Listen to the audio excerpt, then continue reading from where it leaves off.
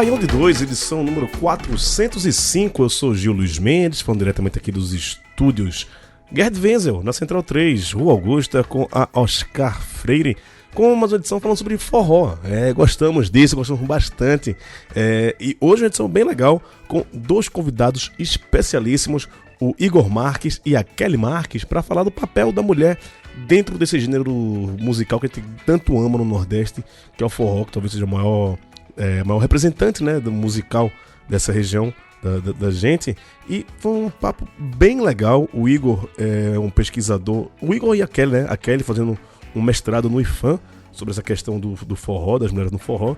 E o Igor fez um documentário muito legal, né, chamado As Mulheres no Forró, que tá no YouTube, você pode falar. A gente falou muito sobre isso durante esse episódio. A Kelly estava no Rio de Janeiro, a gente fez a conversa com ela por meio da internet, né, via Skype e tal, e em algum momento ali dá algum probleminha na conexão dela, mas vocês estão acostumados já com podcasts são gravados à distância, né, nem sempre a internet colabora com a gente, mas ouve aí, tá muito legal. A gente fala das mulheres do passado, das mulheres do presente, e onde elas estão e estiveram esse tempo todo dentro do forró. Escuta aí, programa bem legal, bem especial, para você já entrar no clima, já dançar um forrozinho aí. Legal, né? Vamos nessa, um abraço!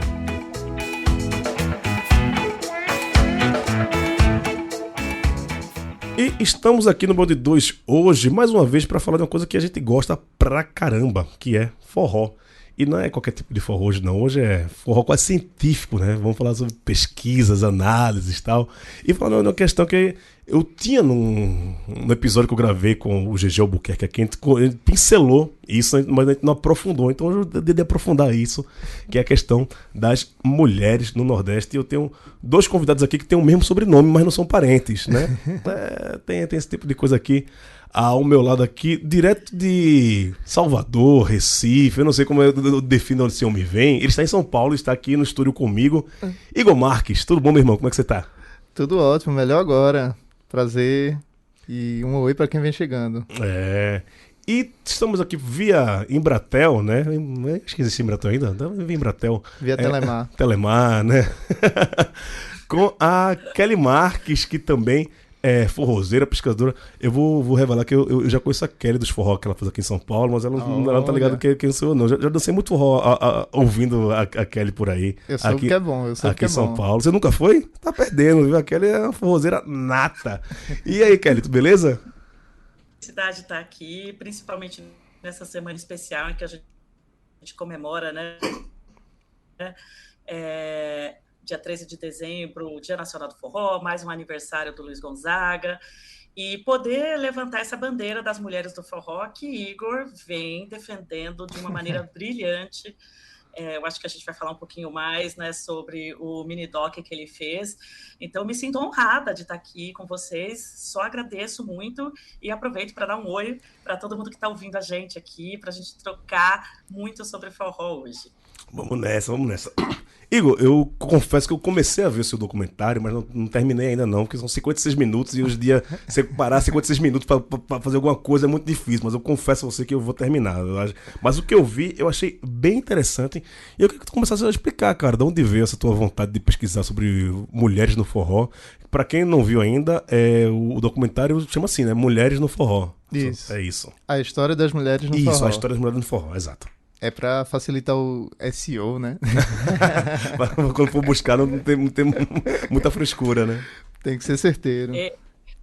Igor é o cara das redes, né? Ele sabe como chamar o público. Oi, velho. O povo sabe fazer dinheiro, né? Porque faz isso, faz dinheiro. Quem me dera, rapaz. Dinheiro nenhum. Mas me diz aí, cara, como é que foi essa ideia de pesquisar mulheres no forró e de colocar isso, né? Divulgar isso de alguma forma? Rapaz, então, Gil, talvez um preâmbulo aqui, eu pesquiso música de modo geral, né? Já tem algum tempo.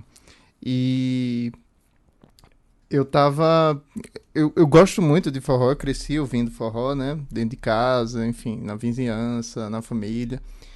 E eu percebi que o repertório de forró ele é muito formado por nomes masculinos, né? Uhum. E nessa ânsia de gostar de pesquisar música, conhecer outras coisas, ler sobre música, fui pesquisar procurar leituras sobre mulheres no forró.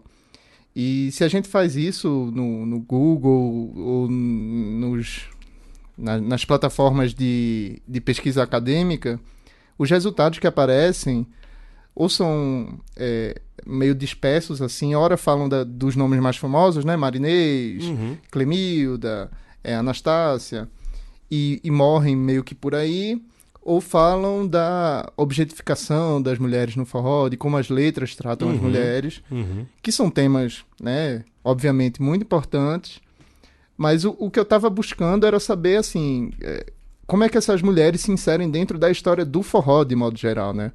Porque até quando vão se tratar a história dessas três mais famosas, parece que elas são coadjuvantes. Entidades, né? Coadjuvantes e que não se conectam ao restante da história, assim, né? Marinês talvez mais um pouco, porque ela teve Marinês e Anastácia, né?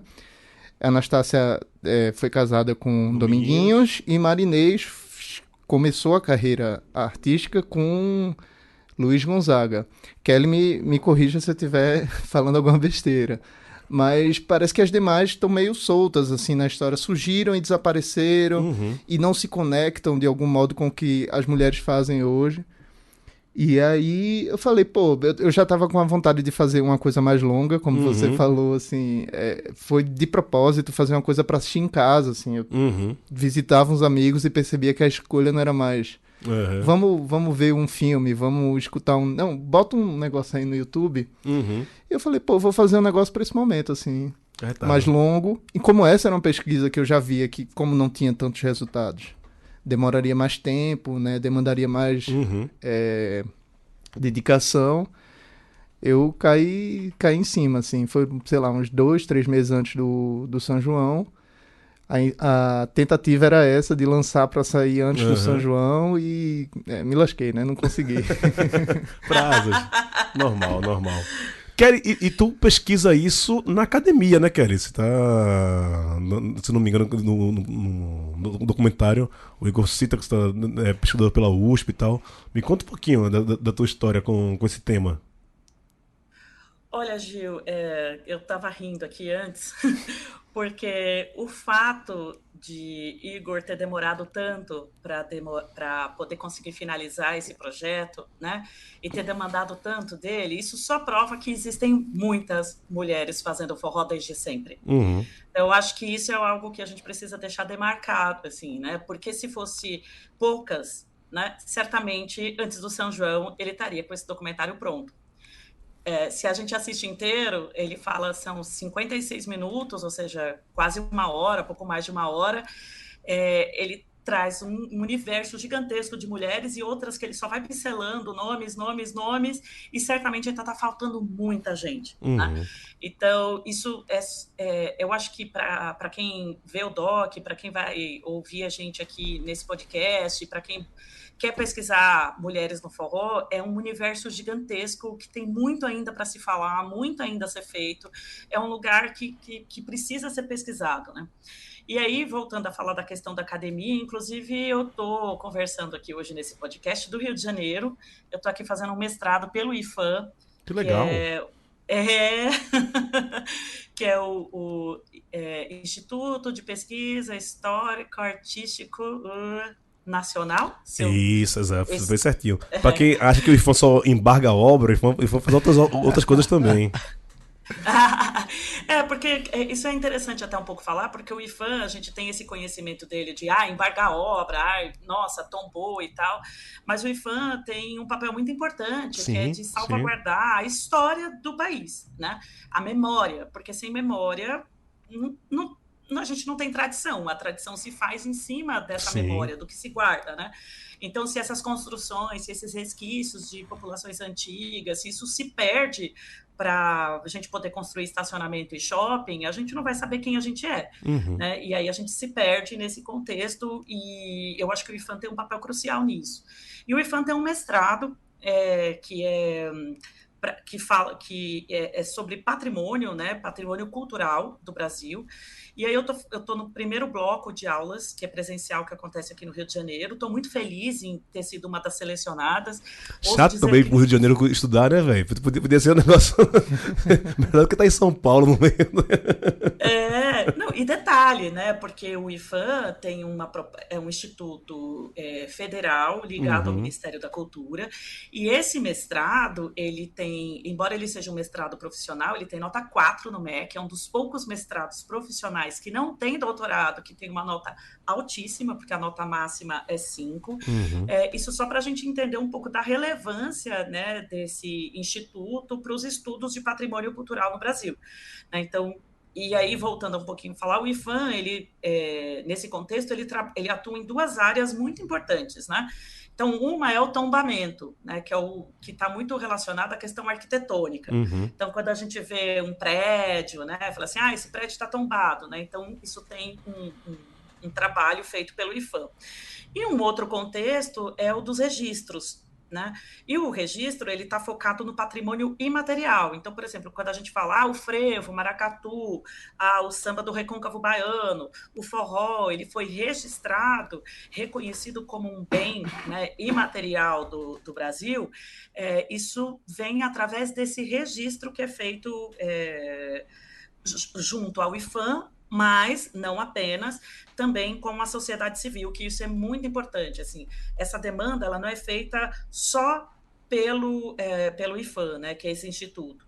Essa demanda tem que partir da sociedade, então tem que partir dessa comunidade forrozeira, dessa comunidade do frevo, dessa comunidade do maracatu, que é um pouco diferente do patrimônio material, que é essa coisa que você falou, um pouco de embargar. Uhum. Então, embarga uma obra. Então, a sociedade não tem como interferir nisso, porque vira um patrimônio do Brasil. Né? Uhum. Esse bem histórico. Enquanto que uma imaterial, que é onde o forró atua, ele tem esse fator importantíssimo que é uma conjunção entre uma instituição federal e a comunidade. Então, isso eu acho muito legal. E eu estou fazendo mestrado no IFAM justamente para pesquisar forró. Eu já vinha da USP fazendo isso e eu começou com uma pesquisa muito involuntária, e porque cantando forró, Gil, você que falou que já esteve presente em alguns bailes, né, Algumas vezes. que eu cantei, e que delícia saber disso, né? Era muito interessante porque a gente sempre ouvia falar essa música é do Dominguinhos, essa música é do Luiz Gonzaga, essa música era do Bicho de Pé, né? Virava o autor da música era a banda, não necessariamente a pessoa que escreveu ali aquela composição. E passou um tempo, né? Eu comecei a ficar um pouco incomodada com essa questão. E aí ia um pouco atrás dessas informações, porque eu lembro que há muitos anos eu estudei com um professor, estudei música com um professor, e ele dava aula para a gente de percepção musical, e ele falava uma frase que nunca eu esqueci, que ele falava assim, olha, a letra, ou seja, o texto, né, é a primazia da canção. Então, tão importante quanto saber a melodia é você saber quem escreveu a letra, porque são aquelas palavras que perduram, que faz com que aquela música vá passando de geração em geração e toque as pessoas, que é essa coisa de você pegar e falar assim, eu vou mandar uma música pro Igor, porque combina com algo que a gente conversou antes, lembra não sei o quê, né? Então, esse diálogo, né, de geração para geração, ele acontece pela melodia, claro, mas principalmente por causa da letra, porque essas palavras estão expressando um sentimento que às vezes a gente sabe como falar, e a música vai lá e fala assim, nossa, é isso que essa frase que ele falou, né, de que a letra, né, é a primazia da canção, nunca saiu da minha cabeça, e isso me fez também ir para esse universo de procurar quem eram os compositores da música. Uhum. E que eu cantava. E sempre que eu tinha alguma oportunidade... Kelly, tá dando uma travadinha na tua conexão. Essa música... Eu vou passar aqui pro... fulano e fulano. Tá. Eu vou passar aqui pro Igor rapidinho. E aí que eu... Fui descobrindo, Fala aí, vai. realmente, esse universo. Igor, e em cima disso, que ele tá falando sobre composição e tal, se você for colocar assim, em que lugar da história estão as mulheres dentro do forró? É como intérprete, como compositoras? A gente sabe que poucas vezes está no papel de protagonismo, né? Como é que tu avalia em que lugar da história do forró está a mulher? Pergunta Eu te fácil. ouço bem. Deu uma travadinha, Kelly. Vamos fazer o seguinte: vê se tu consegue sair e voltar dessa conexão Nossa, que fácil essa pergunta. pra ver se melhora. Beleza. Então, Gil, eu acho que o legal dessa pesquisa foi descobrir que elas estão em todos os lugares, sabe? Tanto quanto instrumentistas, que foi, assim, uma das descobertas interessantes é saber que tem, por exemplo, sanfoneira tocando antes de Luiz Gonzaga, gravando, né? Porque tocando deve ter várias. E talvez até seja legal fazer essa inserção, aproveitar o espaço, para dizer que o documentário, ele parte de um recorte que é a indústria fonográfica, né? Uhum. São pessoas, são mulheres que gravaram. Então, antes disso, devem ter tido muitas outras forrozeiras que a gente não tem registro. Sim. E que eu não consegui trazer para esse documento. Mas, tanto como instrumentistas, como é o caso de Lumelo, que é essa sanfoneira que gravou antes de Luiz Gonzaga, como compositoras, tanto de Lumelo quanto outros nomes que eu cito no mini-doc, eram compositoras, né? Não eram só instrumentistas, e também como cantoras. E para além disso, né, instrumentistas, compositoras e intérpretes, também tem produtoras, né? Eu cito já no finalzinho uma história que é uma das mais impactantes assim para mim, que foi me apresentada inclusive por Kelly, que é a história de Dona Joana. Dona Joana é uma senhorinha, já deve ter uns 80 anos, me perdoem pela imprecisão, mas ela é paraibana e ela tem uma associação, né, uma ONG em João Pessoa que se chama Balaio Nordeste. E Dona Joana, ela passou, sei lá, 11 anos lutando sobre isso que Kelly falou agora, que é para tornar o forró um patrimônio cultural brasileiro reconhecido pelo IFAM. Isso demandou, sei lá, esses 11 anos, né, de viagens pelo país, realizando fóruns, convidando a sociedade civil para poder participar desse reconhecimento, né? E, esse trabalho de Dona Joana é essencial para que políticas públicas para o forró sejam desenvolvidas, né? Para além do palco, assim. Ela, por exemplo, porque falando assim, parece que ela passou 10 anos fazendo isso, né? Mas ela passou 10 anos fazendo isso e muitas outras coisas, assim.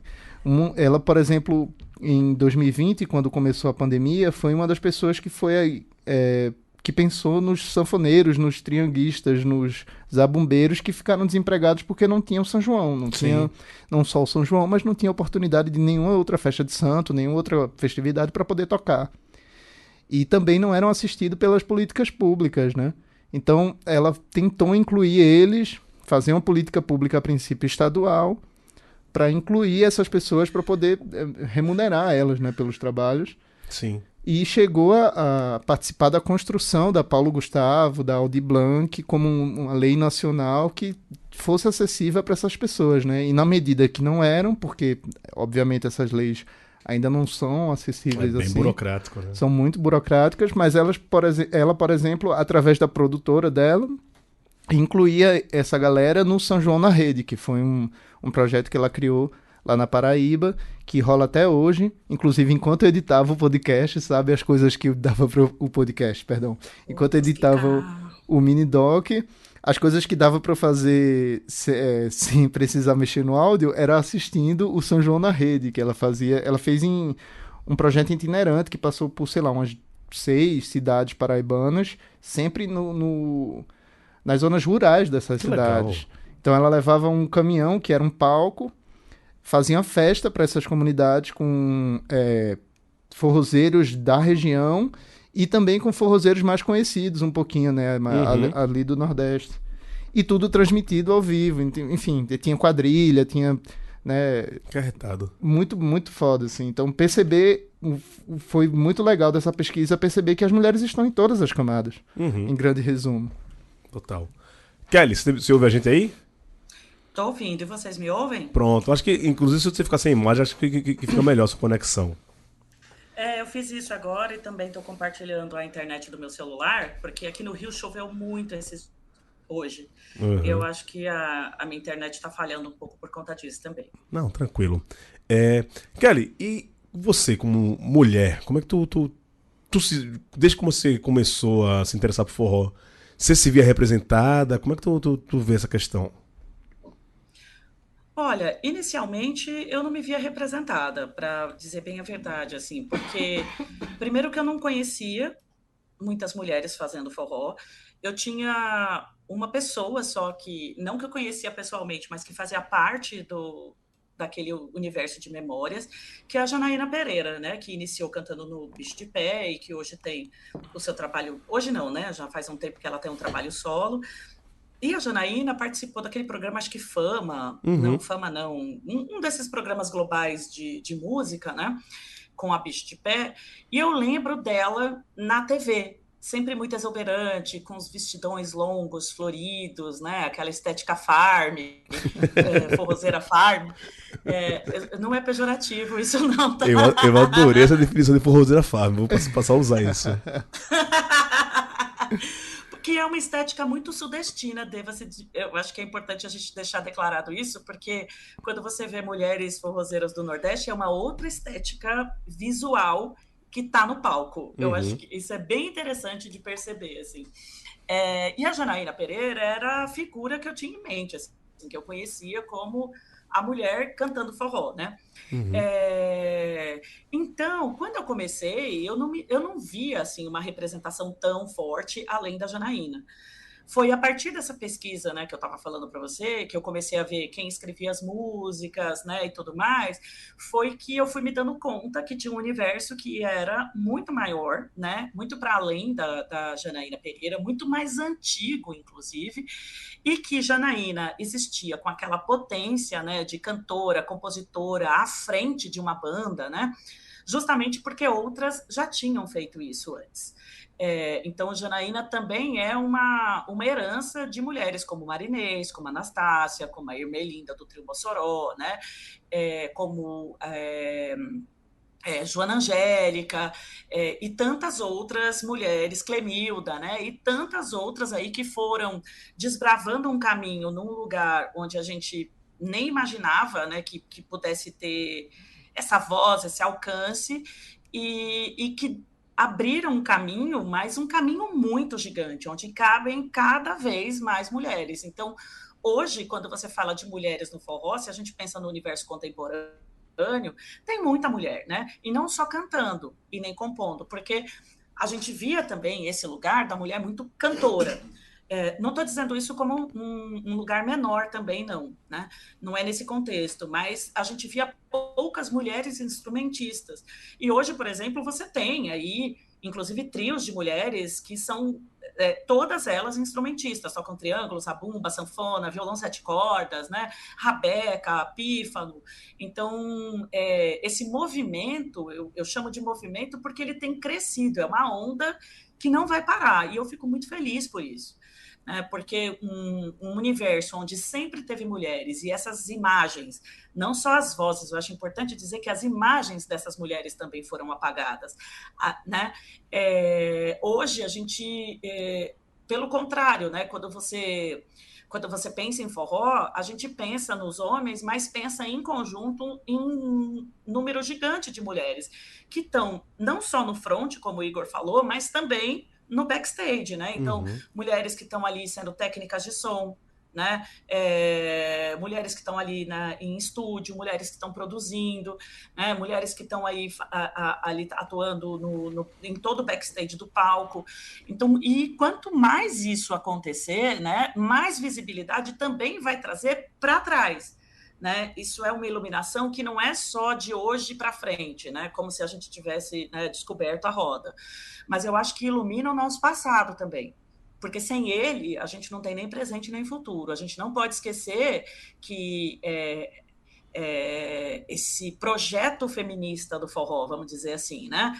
Ele é tão grande hoje, mas porque existiram mulheres que, assim, cavaram esse caminho na unha, sabe? Anastácia, por exemplo, né? Marinês, eu acho que depois a gente pode entrar em detalhe, e conversar um pouquinho mais sobre cada uma delas, mas foi um caminho que não foi fácil. Você imagina, por exemplo, a Anastácia, sendo a única mulher viajando na caravana com Luiz Gonzaga, de carro, pelo interior de todo o Nordeste. A Anastácia não só cantava, né, compunha, mas também ela abria os shows do Luiz Gonzaga, ela era responsável por fazer a divulgação do show de tarde, o show que ia acontecer de noite, ela vendia os livros, né, ela vendia o livro da biografia dele que ele tinha acabado de lançar e recebia, ela fazia toda a contabilidade. Sim.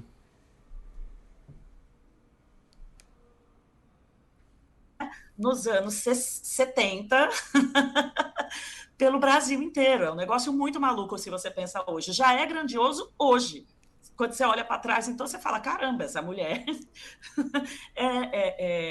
Eu não gosto de usar a expressão à frente do seu tempo, né? Mas era uma mulher muito do seu tempo, assim, uma mulher que não teve medo, né? Que, apesar de muitas portas fecharem, ela fazia questão de abrir um monte de outras, né?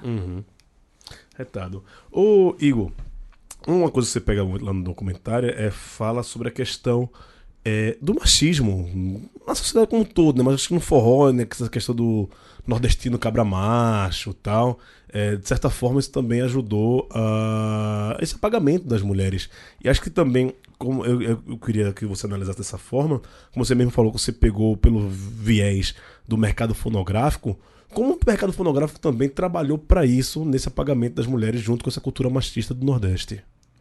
Pô, pergunta fácil. Não, quem tá aqui pra isso, meu velho? Só bota na fogueira. Rapaz, eu acho que, pensando de modo geral, vamos pensar, primeiro, essa geração que Kelly falava, né, de Clemilda, de Marinês, de Anastácia, são mais ou menos contemporâneas, né, dos anos 60. Elas surgem muito por... Eu acho que Kelly me corrija se eu estiver falando errado, mas com exceção de Anastácia, Clemilda, ela era esposa de Gerson, que era um sanfoneiro de 8 baixos, né? Tocava 8 baixos. E Marinês também tinha ela entrou via Luiz Gonzaga. Então, para elas conseguirem algum espaço na indústria fonográfica dessa época, precisou de um homem, né, que intermediasse a entrada delas com as gravadoras, né? A Anastácia, ela chegou... É uma história até que Kelly me contou, que ela teve contato pelo selo Venca Produções, de Venâncio e Corumbá, 2 pernambucanos. E ela estava procurando um trabalho formal, né? Ela entrou meio que, né, numa outra configuração. Então isso já era um primeiro passo, pelo menos nessa época, a dificuldade de ter acesso ao básico, né, a mídia, a oportunidade de gravar, que é uma restrição do mercado para as mulheres. E como elas deveriam se portar depois, né? O que é que a mulher poderia cantar, o que é que a mulher poderia performar no palco. O Kelly também fala sobre isso, de que teve um momento da carreira de Anastácia que ela deixou de performar aquela nordestina caricata. Uhum. Ela passou a se vestir de outro jeito. Tem capas até, né, que tu me mostrava nas entrevistas. Pô, ela parece uma cantora de Jovem Guarda, assim, uns vestidinhos, umas coisas bem, né, no estilo da Jovem Guarda. E passaram a ser muito questionadas por isso. Hoje em dia, falando assim, de, sei lá, 20, 30 anos pra cá, quando a participação feminina muda bastante, né, comparado a essa época, o que o mercado, eu até comento no trecho, passou-se a precisar das mulheres nos vocais a impressão que eu tenho, né, uma hipótese, o formato de banda que o forró ganha nos anos 90, né? Então, os empresários na época, o empresário Emanuel Gurgel, do Ceará, que é o cara que é dono da Mastruz com Leite. Sonzon Sá, exatamente. Ele tinha bandas baile, que eram bandas que precisam de muitos integrantes, porque elas tocam 5, 6 horas, né? Tocavam. E quando Cátia Silene entra, Cátia Silene, primeira cantora da Mastruz com Leite, era isso, assim, pra, tipo, precisa de tantos cantores, vou colocar uma voz feminina até pra cantar os sucessos de bandas gringas e, enfim, das mulheres que também tinham na MPB. E elas tiram de letra, né? Cátia Silene é a grande referência da Mastruz com Leite. Cátia Silene, Beth Nascimento, elas são as vozes da Mastruz com Leite. Os maiores sucessos são com vozes femininas. E então, como que ele falou, essas mulheres elas foram foram encontrando brechas, assim, se encaixando, e para cada brecha que elas encontravam, elas iam abrindo, né? Sim. Expandindo esses espaços. E o que acontece, por exemplo, nos anos 2010 é dos poucos espaços dos muitos espaços que tinham sido abertos, parecem se fechar porque os homens estavam no monopólio, ainda continuam, né, no monopólio da indústria fonográfica, pensando, eles são, em maioria, né, os produtores fonográficos, eles são os donos da gravadora, do dinheiro, né, eles são os donos das bandas, eles são os empresários das bandas, e quando morga esse sistema de banda, esse formato, né, a carreira das mulheres, elas são muito escanteadas, assim, nos anos 2010. É quando a Garota Safada primeiro acaba e o Wesley Safadão sai em carreira solo, a Aviões do Forró acaba, né? Cada um vai pro seu lado, Solange. Cada um vai pro seu lado, não se falam até hoje. E é meio que isso, assim, eles começam a se reformular suas carreiras tendo dinheiro, enquanto as mulheres ficam meio, né, perdidas, assim, no mercado, falando, né? Obviamente, sempre em produção e tal. E eu acho que é nesse sistema que, e aí Kelly vai poder falar mais, até por experiência própria, além das pesquisas, obviamente, mas como, além de toda essa estrutura da sociedade em si, né, o machismo é onipresente, mas no forró tem essas outras camadas que vão empurrando elas para lugares secundários, sabe? Além, claro, do apagamento das histórias das mulheres que vieram antes, que, como que ele falou, estão sendo iluminadas agora, né? Sim, sim. Não, tem uma questão, tem uma vertente do forró, Kelly, que é aquele forró de duplo sentido. A gente pegar aquelas capas de Genival Lacerda, Zé Newton, Sandro Brecker, e trazendo até um pouco mais pra cá, sei lá, se você falou aqui do Serra Rodada, eu lembro de Natália, que cantava no Serra Rodada, e a música do Coelhinho e tal. Queria que você falasse um pouco dessa questão da objetificação da mulher dentro do forró, né, durante todo esse tempo, que não é que nunca foi aceito isso, né? Mas que não era visto com os olhos que a gente tem hoje de crítica, um olhar mais analítico e reflexivo sobre esse tipo de comportamento da sociedade como um todo, não só do forró. Mas queria que tu comentasse sobre isso, cara, que durante muito tempo, em letras de música, em capas de disco e até na música em si, essa questão da mulher ser colocada como objeto mesmo. Como é que tu enxerga isso? Gil, essa é uma questão complicada, mas eu acho que antes de falar sobre a objetificação da mulher, eu acho importante a gente falar do forró de duplo sentido, né? Porque eu não consigo colocar essas duas coisas no mesmo lugar, sabe? No mesmo balaio, como se fosse, tipo, o mesmo... Como se a gente tratasse do mesmo universo. A própria Clemilda é uma rainha do duplo sentido, né? Exatamente. Eu ia trazer a Clemilda, né? Com seu delegado Pendrado, ele pegou meu irmão, né? O talco no salão e tal. Gente, isso é o máximo, né? Isso é genial, isso é genial. Genial. Tem uma da vara de pescar que fala que a vara é pequenininha. Gente, isso é tão incrível. E que se diga, né, Kelly, que Clemilda não é só intérprete, ela é compositora dessas coisas. Exato. Exato, Clemilda compositora, apresentadora, né? Ela foi apresentadora de um programa aos domingos, assim, que durou muitos anos.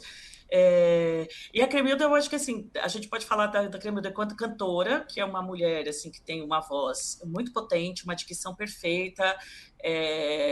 Aí, ao mesmo tempo, a gente pode falar da Cremilda apresentadora e essa persona dela, que é uma persona escrachada, né?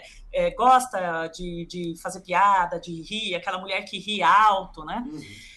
E tem uma coisa sobre a própria figura, a presença dela, né? Porque o oposto dessas mulheres objetificadas, principalmente no forró dos anos 2000, né? Que sempre é a mulher que precisa estar no salto, que precisa estar muito maquiada, que precisa estar com uma roupa de couro muito justa, né? E tudo mais. A Cremilda é o oposto. Né? Ela esteticamente, você olha, ela não é essa mulher, mas é uma mulher que convence muito cantando esse forró de duplo sentido. E eu acho isso incrível, né? E a própria Anastácia tem algumas canções que são de forró do duplo sentido, que ela não assina como Anastácia, mas que são muito interessantes. Tem uma até que eu adoro, que chama... ela tinha uma cachorra que chamava Ré, né? E aí a Ré foi participar de um concurso de cachorros, né? E ela arrumou a Ré, deixou a cachorra Ré toda arrumadinha, né? E aí na hora que a Ré passa desfilando, ela faz aquela força, né, para torcer pela Ré, ela fala: a Ré ganha, a Ré ganha. Genial. Isso é incrível, assim. Eu amo essa música, gente, da Anastácia. Isso é fantástico. Mas isso para dizer que o forró de duplo sentido, ele tem esse ar um pouco de inocência, de jogo de palavra, de piada, sabe? Então tem um pouco essa coisa do sarrismo mesmo, cotidiano, que está muito presente no nosso dia a dia. Nós, brasileiros, a gente gosta de ter esse jogo de palavras, né? Da boa sacanagem, né? Da sacanagem de brincar com as palavras, né? Sei lá, eu estou tentando lembrar de umas frases que só existem no Brasil, por exemplo. A porta dormiu aberta. Gente, se você for tentar traduzir isso para qualquer idioma, muito difícil. Não faz sentido nenhum, total. Não faz sentido, né? Mas todo mundo aqui vai entender que a porta ficou aberta, né? Mas ela dormiu, é muito interessante, inclusive a gente pensar nesse jogo que fica até um pouco poético. Então, eu acho que é algo muito específico do nosso idioma. Né? Então, muito característico também do povo brasileiro, que é essa coisa da brincadeira, do xiste, e o forró de duplo sentido, acho que está nesse lugar. E eu acho que a gente também não pode esquecer de uma coisa muito interessante, né? Porque o forró de duplo sentido está fazendo sucesso nos anos 80, que o Brasil está acabando de sair da ditadura. Né? E num período de ditadura dos anos 60 e 70, onde tudo era proibido, né? Onde tudo tinha que passar pela censura, é muito interessante que um gênero musical como o forró de duplo sentido faça tanto sucesso, né? Isso explica um pouco eu acho que essa sensação de liberdade mesmo, de poder falar sobre tudo, né? Colocar essa brincadeira, esse jogo, esse xiste, essa sacanagem, né? Aberta, sem medo de ter que passar por uma censura. Então, eu acho que é um pouco um resquício também de um período muito específico do Brasil. E claro que perdurou, porque o Genival Lacerda até o fim da vida estava fazendo isso, né? O que é um ícone. Inspirou o Michael Jackson, né? Que maravilha! Assim, a meu ver, assim, é uma visão, um olhar bem particular mesmo, eu acho que não está no mesmo lugar da objetificação da mulher que aparece nas letras do forró, né? Mas eu acho que é importante também a gente dizer que essa objetificação da mulher, né, ela não está no forró só contemporâneo, porque se a gente pegar letras antigas do Luiz Gonzaga, até de Antônio Barros e Cecel, tem também essa coisa da objetificação. Tem muita assim, letra que fala da mulher que chega no forró e ela desestrutura o baile e causa confusão. A Carolina. E aí, Carolina, né? E aí causa inveja nas outras mulheres, né? E aí faz o sanfoneiro tocar errado, e aí dá briga, porque o namorado dela vai brigar com o outro que está olhando. Então, é algo que não é recente, né? Que não surge nos anos 2000. Eu acho que é algo que já estava presente, só que eu acho que ele se intensifica nos anos 2000, né? Com essa que tem a ver, inclusive, com a figura que está à frente dessas bandas de forró. Então, se a gente olhar, é essa figura que é uma mulher, que geralmente é uma mulher que precisa... eu acho que até hoje tem isso, né? Se você olhar as cantoras de forró, desse forró que as pessoas chamam, que a gente chama de forró eletrônico, forró estilizado, mas no fim das contas é forró. Eu estou dando essa nomenclatura só para diferenciar um pouco do que a gente fala de forró raiz, não é também no sentido de diminuir, não, né? Mas se você olhar, elas têm tem sempre um jeito de estar no palco, de se vestir, que precisa parecer ser mais jovem, né? E precisa sempre estar assim, com uma roupa muito justa, muito decotada, sempre com essa expressão, o corpo chega primeiro, né? E depois vem a voz. E elas todas têm uma potência, assim, que é um negócio muito absurdo, né? Que a gente estava até brincando, né? Que Kátia Silene pode cantar qualquer música da Beyoncé, mas o oposto não. Sim. O oposto, infelizmente, não vai ser possível, porque ela não tem como Beyoncé cantar nada, né, de calcinha... Assim, não tem como, gente. É isso. Essa é a realidade. E isso vem junto... Então, essa mulher, né, com esse tipo de roupa, com esse salto, com essa maquiagem, com essa figura que está ali na frente do palco, vem junto com esse forró que objetifica a mulher, né? E a gente não pode esquecer que isso está junto com outros movimentos. Eu acho que a gente nunca pode isolar a música, né, de outros movimentos históricos ou sociais que estão acontecendo no Brasil, porque os anos 2000 é um movimento de ascensão do funk carioca. Né? A tal da caravana, Furacão 2000, né? Então, é um movimento que não é específico do forró, é um movimento que está acontecendo em outros lugares do Brasil, e geralmente uma sonoridade partindo de lugares periféricos, né? Tá vindo das comunidades do Rio de Janeiro, né? Então, salvaguardar as diferenças rítmicas, né, dessas manifestações musicais, eu acho que a gente tem aí um fenômeno cultural que é importante ser observado, né? Onde no Sudeste a gente tem um movimento que objetifica a mulher através do funk, e no Nordeste também vem. Então, são encontros que vão acontecendo simultaneamente em diversos lugares, né? Que posteriormente se intensifica e depois vai morrendo um pouco, né? Pelo fato de, primeiro, né, a gente ter uma ascensão de mulheres funkeiras que vão cantar e compor funk, né? Essas mulheres compositoras de forró que também vão ter suas carreiras solos, né, iniciando, então podendo também ter essa liberdade de cantar outras coisas, ou seja, não dependendo só do que o empresário quer, né? Ou do que sei lá, o produtor, a gravadora quer, então tendo também um pouco mais de independência, e isso vem também junto com um crescimento do movimento feminista, né? Que crescimento no sentido de que ele vai tomando todas as camadas da sociedade, ou seja, deixa de ser um movimento da universidade, elitista, ou de mulheres só jovens, né, que vão às ruas protestar e tudo mais, mas vai entrar lá para a dona de casa, né, vai conversar com, sei lá, com as pessoas que estão no ponto de ônibus, estão conversando sobre isso, vai entrar nas novelas. Então, esse assunto, ele deixa de ser de uma rodinha muito específica e ele vai ampliando. E Niki, né? Eu adoro falar Niki, gente. Maravilhoso. Não faz o mesmo. Niki amplia, né, essa conversa, né? Amplia também essas novas possibilidades de se portar no palco, né? De fazer canção e tudo mais. Então, eu acho que não dá para a gente pensar só na manifestação cultural ou musical isolada do que está acontecendo no Brasil e no mundo, sabe, Igor? Uhum. Não sei se cheguei a responder tudo que você Não, perguntou, mas respondeu pra enfim. caramba, respondeu pra caramba. Te agradeço.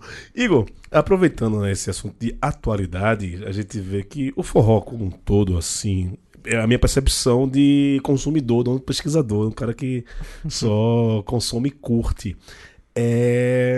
Tem uns tempos pra cá uma certa confluência entre o forró e o sertanejo fora do Nordeste, né? Sertanejo meio universitário, a gente pega Safadão, os caras. Quando eu conversei aqui com o Gualberto do Forró do Nordeste, Sim. ele até comentou um pouco disso, que, sei lá, Safadão na época parou de cantar forró, foi cantar uma coisa mais sertaneja, voltou. E eu percebo que tem uma certa influência isso hoje no forró, inclusive nas mulheres, talvez. Essa questão do que colocaram o nome de feminejo, né? Da mulher se colocando ali, num tipo de letra como a Marília Mendonça fazia e tal. Atualmente, como é que tu vê essa cena do forró para as mulheres? Hoje em 2025, quase 26. Rapaz, tem muita coisa acontecendo e é muito diverso, né? É muito diverso.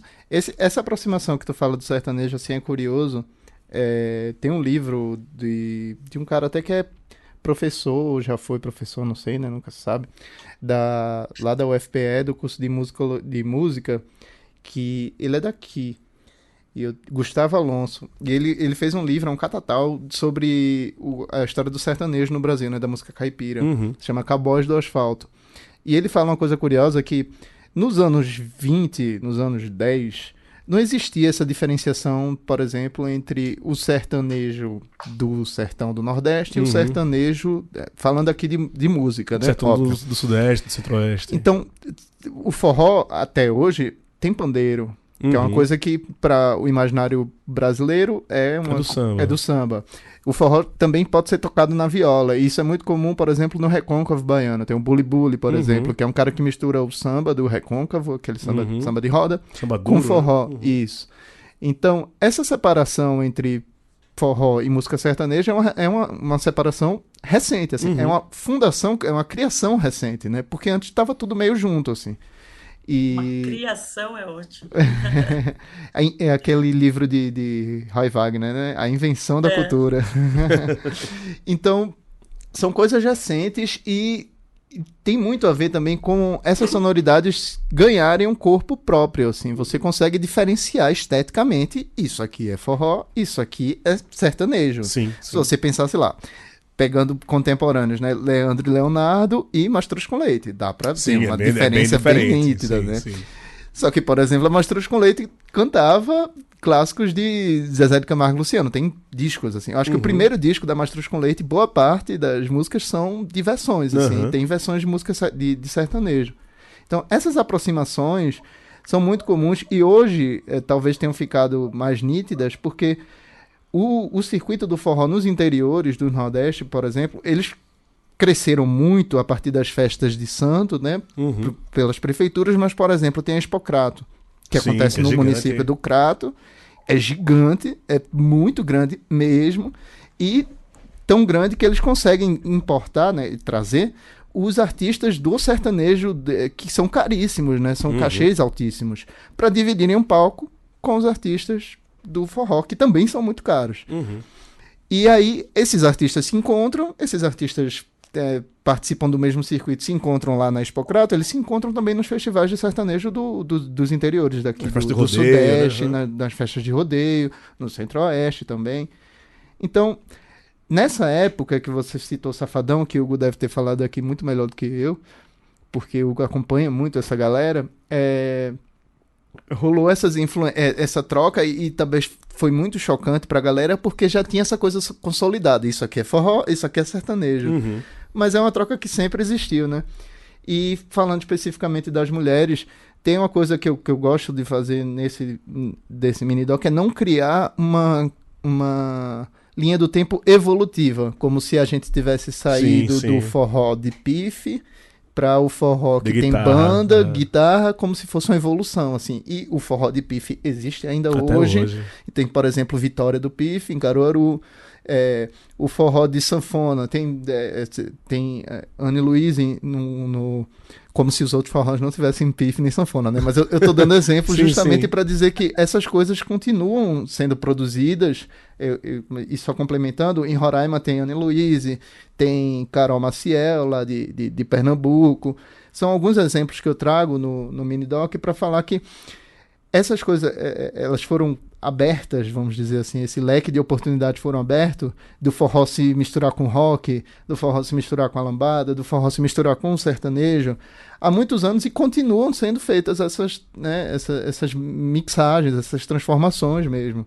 Então, hoje tem Kelly tocando forró aqui, nesse forró, que eu não gosto dessa palavra, mas Kelly, por favor, me ajude aí, mais tradicional, entre aspas. Mas tem, por exemplo, Tati Guel fazendo um forró desse circuito de safadão, de Xande, né? Essa coisa pirotécnica, inclusive o show de Tati Guel é uma grande atração pirotécnica, né? O fogueteiro dela e tudo mais. Nossa, o fogueteiro dela é mais famoso que ela. Ou tão famoso quanto. Gente, eu acho Exatamente. incrível. O meu sonho é ver um show de Tati Guel, e eu acho muito legal que é Tati Guel, não é Tati Exato. Girl, não. O povo do Igor Ceará se até fala arreta, né? isso. Se arreta, se você falar assim. Igor até faz A se correção, né? corrige no documentário. Ele fala assim, desculpem. Mas eu tenho vontade demais de ver um show dela, desculpa te cortar, Igor, Por favor. para ver aquele foguete. Eu ainda vou passar um São João no Nordeste, assim, só para ver um show de Tati Guel. Deve ser uma doideira. Por Eu... favor, um espaço aberto, viu? Pelo amor de Deus. Não faça num lugar fechado, não. Sim, sim. Mas é isso, eu acho que é muito diverso. E Kelly, por favor, se quiser complementar, falar outras coisas. Kelly é uma forrozeira da atualidade, né? Como eu falei aqui, Exatamente. eu sou testemunha, né? E sinto saudade de um forró do Kelly. Faz tempo que ou ela não tá tocando ou eu não tô indo, Eu né? pensei que eu ia encontrar ela por aqui no Curtinho Forró hoje, mas Como é que tu, rolou esse desencontro. como é que tu vê essa cena atual de mulheres da qual você faz parte, Kelly? Bom, primeiro eu fico muito honrada de dizer que eu faço parte dessa cena atual, né? Isso é ótimo. Então, eu tenho tocado menos, na verdade, para adultos, porque com o Bando de Régio a gente tem um projeto que chama Forró para Criançada. Não sei se você chegou a ver, Gil. Não, eu tenho um grande problema de não ter filhos, eu sou excluído dessas coisas. Festa de criança, então ninguém me chama. Mas aqui também não tem dó. pastelzinho de festa, né? Então, Não tá perdendo muita coisa. Eu adoro brigadeiro, um negocinho desse. Eu tô precisando até alugar crianças pra fazer esses rolês.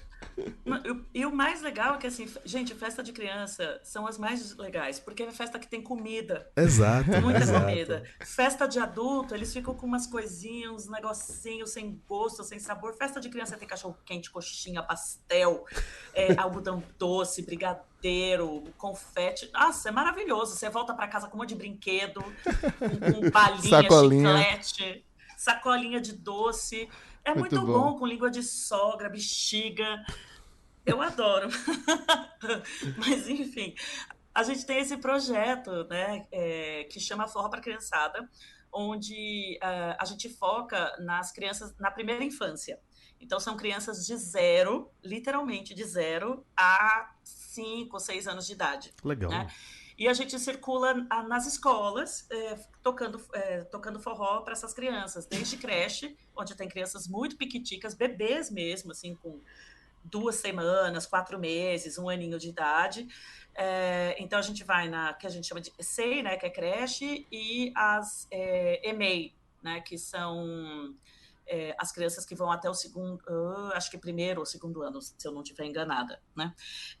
Então a gente circula com esse projeto e nesse projeto a gente faz o quê? A gente fala sobre o que a gente chama de... A gente troca as personalidades, a gente chama de personagens, né? E a gente apresenta esses personagens como se fossem heróis. Então, o Luiz Gonzaga, o Jackson do Pandeiro, a Marinês, né? A Anastácia, como se fossem grandes heróis e heroínas da música do Nordeste. E a gente trabalha com os ritmos e também com cantigas populares em formato de forró. Com a ideia mesmo de formar um público, né, futuro, para que, né, no futuro a gente tenha mais Gil e mais Igor curtindo forró, né? Porque já está vindo desde berço.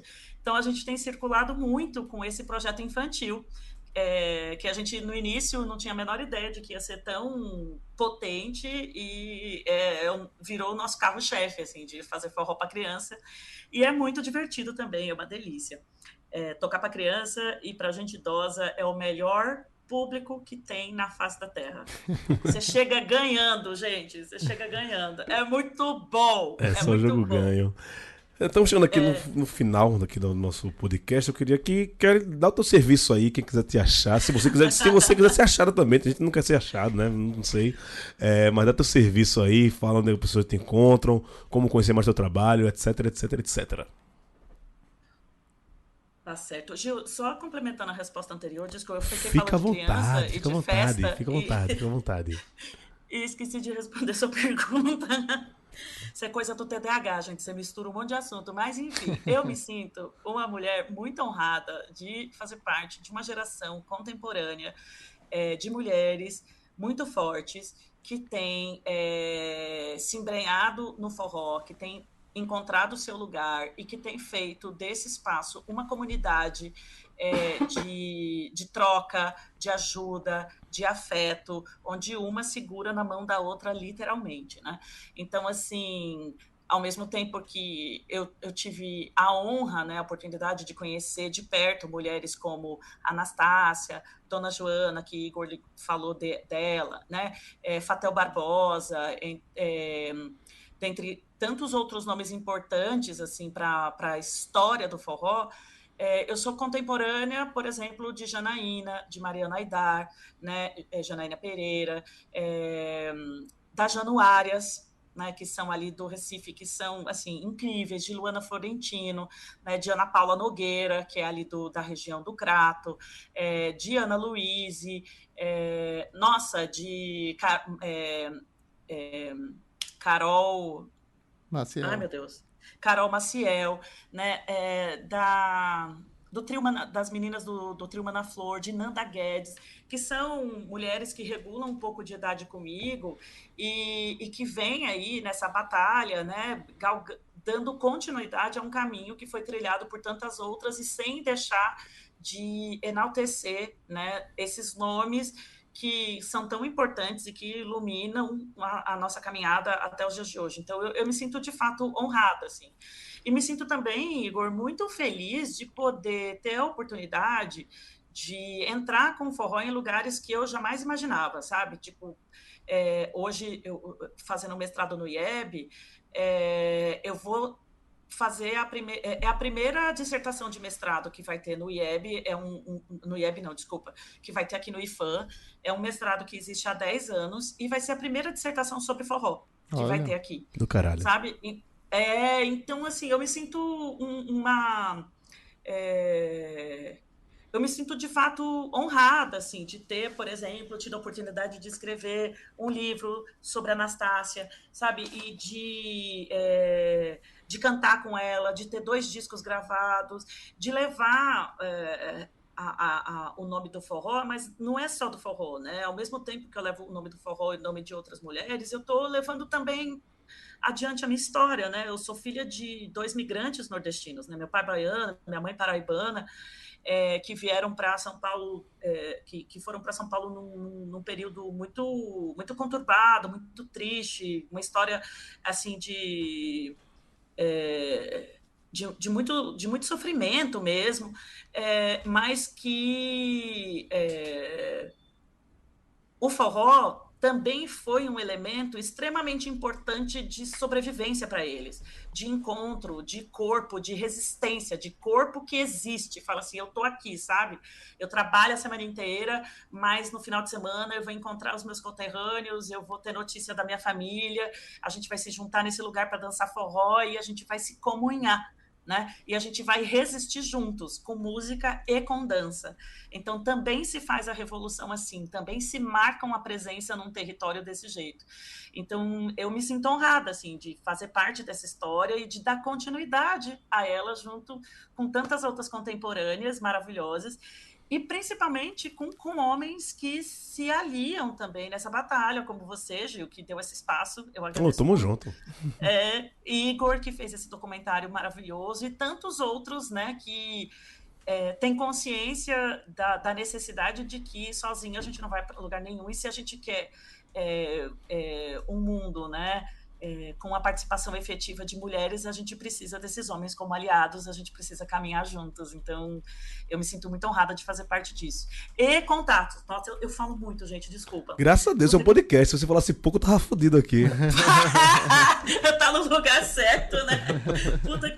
Não, sério, eu vou, engato, assim, é mal de professora, de cantora, TDAH, precisa gastar a palavra em algum lugar. Mas... Gente, o meu Instagram é cantoria.kelly, que também é o meu e-mail, então vocês me encontram fácil por aí, nos trabalhos, seja cantando... Kelly com 2 L's e Y? Tem que especificar. Eu sou um cara que eu me chamo Gil de Clay. Eu tenho que talvez só soletrar o meu nome. Se você falar Kelly aqui, ninguém vai colocar com o que eu é. Então eu especifico como é que é o seu nome aí. Poxa, boa. Importante, porque eu acho que assim, é automático, todo mundo sabe, né? Nem Kelly sempre. K-E-L-L-Y, igual da Kelly Key. Pronto, aí. Boa referência. Boa referência. Só que aí o meu Instagram é cantoria.kelly. Massa. E lá, e é o meu e-mail também, as pessoas conseguem me achar, conversar comigo, trocar ideias, a gente pode compor junto, a gente pode escrever junto, a gente pode fazer podcast, enfim, vai ser uma honra, né, poder trocar com todo mundo que estiver ouvindo esse podcast. Espalhem a notícia das mulheres no forró, hein, gente? Espalha a fofoca. Igor, meu irmão, primeiro parabéns pela iniciativa do documentário. Eu vou terminar de assistir, não terminei ainda não, mas eu vou terminar. E que massa, dá também teu serviço aí, quem quiser assistir, onde que assiste, quem quiser te seguir, se você quiser ser seguido, que nem novela, né? Você também dá suas redes aí, fica à vontade, a casa é sua. Pô, Gil, primeiro, muito obrigado pelo espaço, feliz de estar aqui conversando com você, divulgando um pouco dessa história. Agradecer a Kelly também, porque é importante que seja dito, eu não sou um especialista em forró, não sou um especialista em forró pelas mulheres. Se tu faz uma pesquisa dessa, tu faz um filme desse, o especialista vai ser quem, bicho? Na moral. Especialista é Kelly, olha aí. Não. É uma pessoa... Igor, não. Kelly, mas sério, Kelly tá há anos pesquisando isso, tem uma coleção de... Porque pesquisa não é só escrever, né? Não é só escrita. Ir atrás, né? Então, Kelly, tem anos dedicado a essa pesquisa. Rodrigo Caçapa é um cara... Caçapa é brother, um grande Caçapa. O Caçapa é um gênio. O homem da Barra Funda. O cara que pesquisa... Quantos pesquisadores musicais violeiro você conhece foda, que vai foda. No acervo do IMS, sabe escutar o bagulho lá ao vivo, e enfim... Ele tem uma pesquisa muito específica que não é de internet, né? Então... Preciso trazer Caçapa aqui, inclusive. Porra. Nossa, gente, olha, Gil Caçapa é um negócio... Monstrão. Eu não conheço ninguém que fale mal dele, velho. É um cara que todo mundo gosta, velho. É incrível.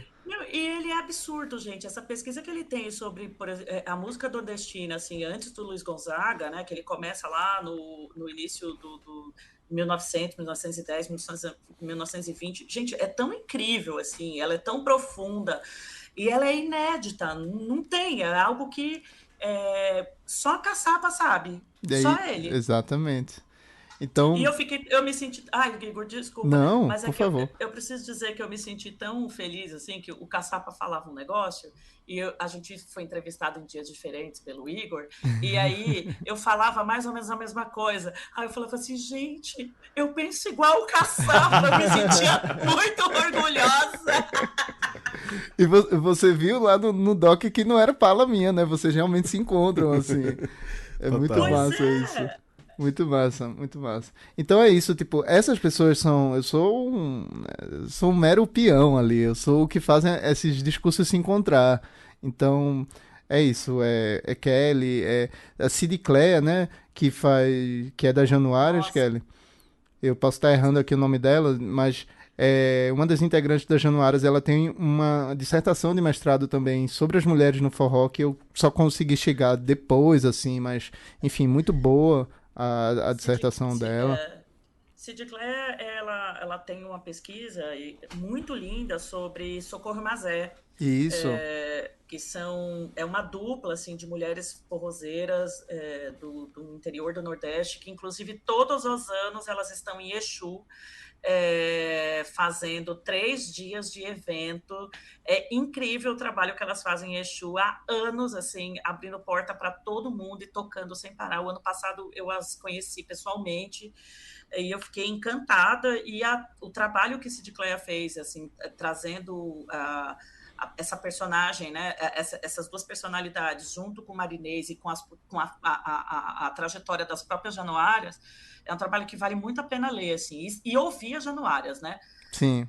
Porque o trabalho delas, assim, Cid Clare toca um violão, gente, que é absurdo o que aquela mulher faz no violão. É isso, então, mais uma vez, muito obrigado, Gil. Quem quiser ver o filme, vê aonde? Vamos lá, no YouTube, A História das Mulheres no Forró. Para facilitar, tem aquele link curtinho, bit.ly/mulheresforró, tudo junto sem acento. Dá para encontrar também no @iguarias musicais, tem no YouTube, tem no TikTok, tem no Instagram, você encontra lá fácil. Iguarias com O, que é um trocadilho, né? Trocadilho do Carilho. Iguarias musicais. E é isso. Acho que dá pra encontrar, né? Esse material por aí. Que massa, que episódio do caralho. Eu adorei ter vocês aqui. Kelly, quando que estiver em São honra. Paulo, avise que eu quero também balançar o esqueleto ouvindo você cantar. Sua voz é maravilhosa, procurem saber, quem não conhece ainda. Igor, prazer te conhecer, né? A gente acabou se conhecendo agora, mas que massa. Tem várias coisas em comum, fomos quase vizinhos. Que viagem da porra, velho. É massa. Mas é isso, ficamos por aqui. A gente volta em breve com mais outro Plano de Dois. Um abraço e até mais.